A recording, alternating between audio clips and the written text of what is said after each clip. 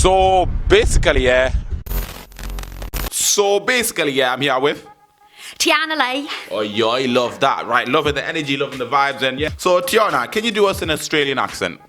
I don't know, mate. I mean, I was in the bush and this kangaroo just jumped out and it was on fire. I was like, what the hell? So I got a pail of water and I threw it over it and the kangaroo, God bless it, it just died right there on the ground. So I gave it some mouth-to-mouth resuscitation. I couldn't save the damn animal. You gave a kangaroo mouth to mouth? I did. I tried. Not all heroes wear capes. Most of them wear onesies and have their tits out. That's right. All right, see, next, can you do a German accent?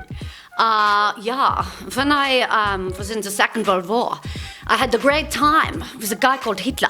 You might have heard of him. Yeah. He was quite a crazy guy, but I liked him a lot. All right, so what did you do? Well, he was into a bit of S&M kind of stuff. So he liked to get out the ribs, and he would like spank it really hard all of the time. You know? Spank that. So was it nice? Sometimes he went a little bit too far, but I was fine with that. All right, see, next, can you do a Geordie accent? I like to think of myself as like a Teesside Cheryl Cole. You know, that girl. All right, so what happened with you and Ashley, Cheryl?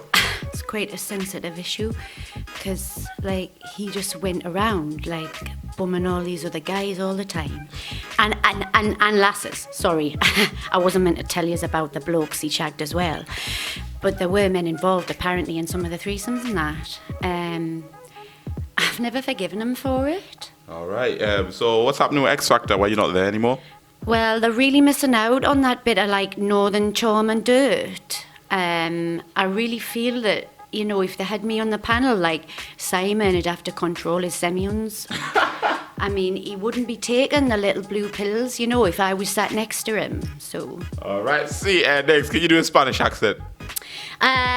Yeah, it's kind of this thing for me. When I lived in Barcelona for a lot of years, I would just eat tapas and drink white wine. I wasn't like the typical Spanish woman, though. I was like into crazy things. And all of the time, my gringos, I like the gringo, the white guy, okay? And he would come to me, he would say, like, I take you out for a drink or something like this. And I was like, no way, you know, it's a crazy, I'm a Spanish woman, you cannot treat me like this. All right, see, so... Yeah. So why do Spanish ladies sound so crazy when they're shouting? Because, you know, it's all of the time. You come into this house, you treat me like this, and then you leave. I cannot understand all of the time why you do this to me, ASAP. All right, I'm sorry. And finally, can you do an Irish accent? Oh, totally. When I was living in Ireland, it was a great experience for me with the leprechauns.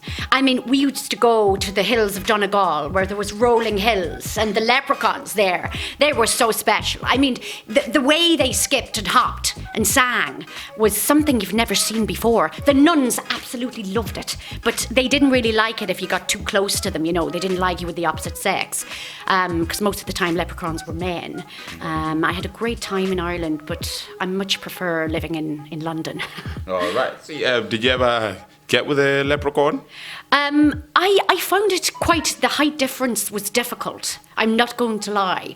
You know, I'm about 5'8" and they're like 3 foot. So it was tricky, you know, you think of a Chihuahua with a Labrador.